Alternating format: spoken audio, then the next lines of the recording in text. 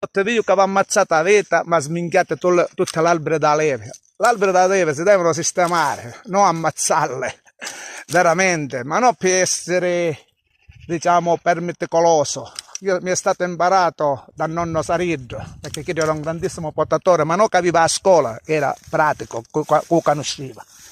L'albero si dona una pulizzata all'interno, facile.